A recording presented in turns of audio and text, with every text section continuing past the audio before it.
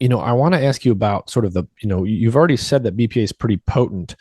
Can you say a little bit more about like the dose and the potency of BPAs and other xenoestrogens compared to natural estrogens? Are these things generally more potent than natural estrogens, less potent? How do you start to think about that Hmm. stuff? Yeah, I think that's a very uh, important question actually, and one of the main problems that I think we need to still to understand. Hmm. Let's say, for instance, bisphenol A and other bisphenols, they have a low affinity for estrogen receptors, Hmm. about 500 to 1,000 fold less than estradiol. Got it.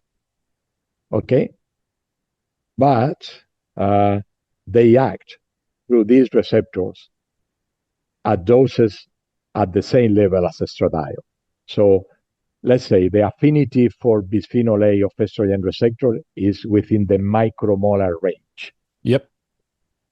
But we have effects, we and others, we have effects at 100 picomolar, 1 nanomolar, I see. which is far below the affinity of the receptor for Uh, so the ligand, it's acting for the through other BPA. means. Well, I mean, we are working on that, and yeah, we are trying Hmm. to publish a paper in a good journal now. And Hmm. that we found is that mainly bisphenol A is acting through estrogen receptors outside the nucleus. Nuclear Mm, receptor, but through the extranuclear initiated pathway. I see. And when they do that, they have a very high efficacy Ah, because there are ways to amplify the signal. That's one thing. hmm. And the other is that there is a, a proton transfer from the ligand. This is what we're trying to publish is some new results now to uh, activate, to switch this extranuclear pathway. Hmm. So it's like having a kind of different mechanism to activate this extranuclear pathway compared to the nuclear pathway. I see. So the So nuclear pathway is uh, normally has to work with a high affinity yeah, ligand, yeah, and outside the nucleus, it can work with a low affinity ligand, I see. being with a high efficacy. So the basic idea here, if I'm hearing you correctly, is so we said before you've got these three levels of control in terms of the estrogen receptor. You've got intranuclear receptors in the nucleus, you've got Mhm, receptors in the cytoplasm on the inside of the outer cell membrane, and then you've got mhm. receptors on the outer cell membrane. Even though these BPAs might have a lower affinity, a lower stickiness for the receptors than natural estrogens, because you've got these three levels of control, these three different types, these three different flavors of estrogen receptors, the BPAs might be acting very, very potently at that outer layer so that they can have strong effects even at a low dose, even though their affinity for the receptor is actually less than the natural estrogens. Yeah, exactly. It is easier. Well, it is easier if the receptor is outside the nucleus, Yeah. interacting with other proteins such as kinases, and then produces second messengers. The signal gets amplified, Amplified. Yeah. and this is something that it doesn't happen in the nucleus. Hmm. uh, I because see. yeah, there of course is one ligand, one receptor, and one estrogen response element in the DNA. So Yeah. there is no amplification in that sense.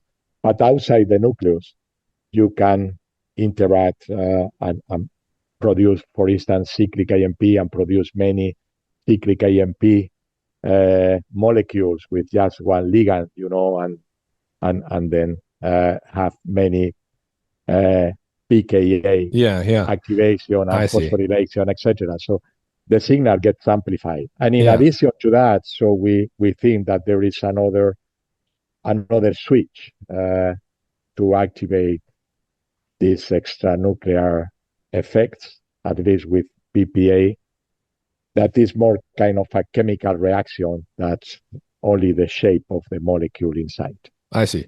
Yeah. So it's like at these different layers of cellular regulation, the signal can get amplified to different extents. It's sort of like Yeah. so you said the nuclear receptors. It's more like a one-to-one thing. It's like you and I talking here. I could ask you to do me a Yeah. favor, and I'm just asking Angel to do me a favor. It's one person. Yeah.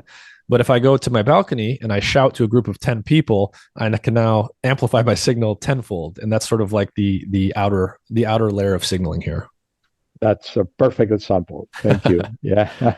Okay, but the point is basically, because there's this sort of question that I think some people have that I've had when I think about some of this stuff.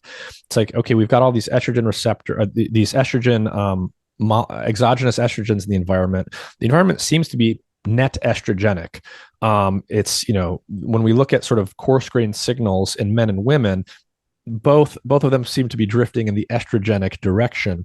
But the question in my mind was, well, if we've got these estrogens, but they're actually less sensitive, they're less potent, or they have less affinity for the estrogen receptor than natural estrogens, they might have a net anti-estrogenic effect if they're sort of pushing the natural estrogens out of the way and they're less potent. But basically what you're saying is that, at least in the case of BPA, because of signal amplification and things like this, they can have a net estrogenic effect. And that makes sense.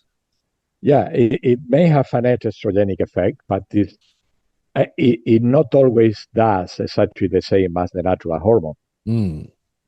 That's another point. Yeah, it's not having the exact same set of effects No, as the natural not hormone. at all. No, Yeah.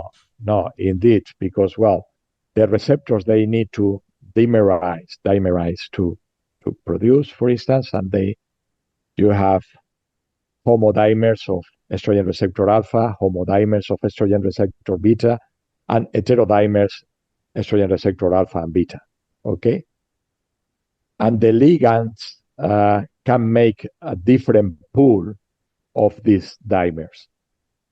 So we have studied that, and it seems that bisphenol A doesn't produce heterodimers, but estradiol produces heterodimers of ER alpha and ER beta.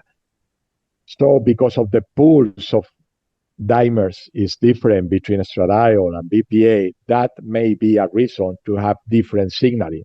So some responses are going to be equal between both ligands, and some are going to be different. I see. I think because it's not exactly the same, and that's an important point.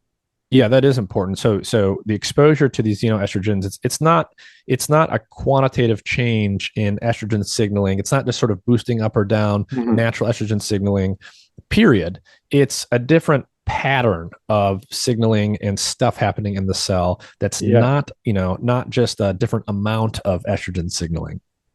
Yeah, exactly. This is how I look it personally is okay, really what BPA and other xenoestrogens is doing is disrupting the estrogen signaling. How.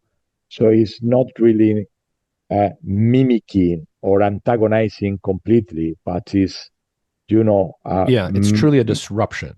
It's a disruption. It's just making a different signal and then modifying the signal for the natural hormone because, BPA is messing around. Yeah.